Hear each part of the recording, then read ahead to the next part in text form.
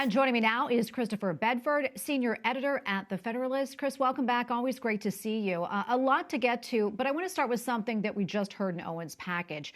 New York City Mayor Bill de Blasio making a comment geared towards world leaders attending the UN General Assembly, saying in part, quote, if you intend to come here, you need to be vaccinated. If you don't want to be vaccinated, don't bother coming. This as hundreds of New Yorkers poured into Times Square over the weekend to protest the city's vaccine mandate.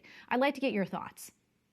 It's pretty wild to see what Bill de Blasio and a couple other people decided they have the courage to stand on. Now, New York, and especially United Nations, have long been a place where the entire planet, despite disagreements, are supposed to come together and allegedly solve the world's problems.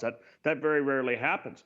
But in the past just few years, we've seen the United Nations welcome people who are mass murderers, people who have state rape programs and other kinds of terror tactics that they use against their own citizens, people who steal, people who commit all kinds of awful crimes against humanity in their own countries and sometimes in neighboring countries. All of those people have been welcomed.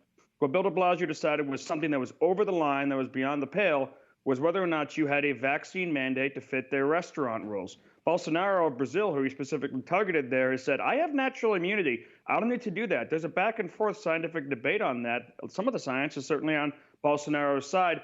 But because of this COVID politics that they've employed in New York, that's the statement he's going to make. At the end, I don't think he'll have the power to stop anyone.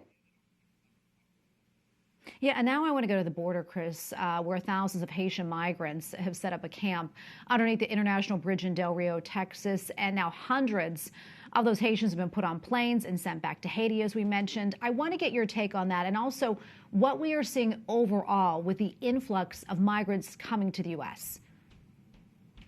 It's been a disaster that's been completely ignorable out of the politicians so far. There's been so much focus on COVID, so much focus on this crisis or that crisis. And then you see the president taking a bike ride the other day, which he's allowed to do, and I'm glad to see him active. But at the same time, so many in Washington are ignoring this massive humanitarian crisis at our border, a lot of which has been severely ramped up since the end of some of the Trump-era policies that allowed for this. And Catholics have to be careful not to misunderstand every aspect of this. We have a need and a religious duty to be welcoming and to take people into our homes and to welcome those who are struggling.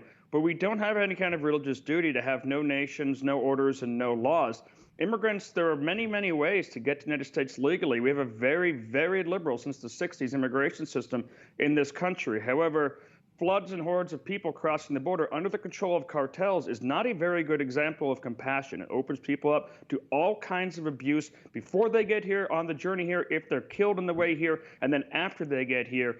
And simply allowing this to continue is no example of Christian compassion.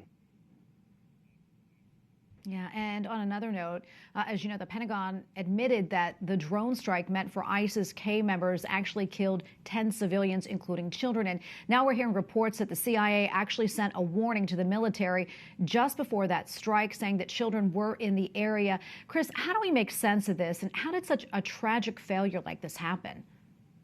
This is the kind of sad thing which has characterized so much of this war abroad that we've had. War is a pretty terrifying thing. It causes a lot of decisions that some soldiers and some people and analysts are going to live to regret for the rest of their lives. There are examples that when people don't pull the trigger, maybe they should have, and they get killed, or they lose a very good friend, or someone else dies, an innocent. And there are other examples where people pull that trigger and people die who should never have died, and they'll have to live with that. This is the kind of thing that you want to look at and see where are the breakdowns in intelligence, especially given this CIA analyst report. But at the same time, we'd lost 13 soldiers the day before, soldiers and Marines the day before. ISIS, we knew about those threats and had been careful not to hit them because of the threats to Taliban stability, where they were helping us try to get people out allegedly. And we were worried. There'd been 130 Afghans killed. So this decision ought to be looked at, but it also ought to be looked at within the idea that this was a chaotic retreat. The military doesn't go out simply to massacre people on the streets, and that it was a tragic situation all around that we can avoid going forward would be good. And one way to do that would be to choose our wars carefully. And before I let you go, we have probably less than a minute left, but I want to get to this. The Justice for J6 rally was held on Saturday in D.C., but it seems that the protesters were outnumbered by law enforcement as well as journalists. I want to talk about that and sort of the publicity, the hype surrounding that event, and actually what it turned out to be. Your thoughts? I went to the January 6th protest and riot and saw what it was, and now I've seen this whole buildup to what this became, and it's pretty classic example of the press and a lot of the political class in D.C.